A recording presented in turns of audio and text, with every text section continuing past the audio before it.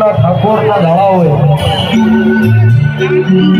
અને કોઈ મારો શ્યામાળો કહેવાય એટલે જીતુભાઈ હુરપરા અને મારો અલ્પેશ હિરવાણી બહુના આમંત્રણને માન આપી અને અમે અહીંયા સુધી લાંબા થયા છે. ખાસ ખાસ ખાસ કરી અમારો ગુજરાતનો રિધમનો બાદશાહ એટલે બબલુ કોન્સર હોય ભાઈ. આવી સંગતમાં બે ઘડી રમવાની ગાવા પીવાની ઈચ્છા હોય એકવાર ડાકોરના ઠાકોરની જય બોલાવી દઈએ. બોલીએ શ્રી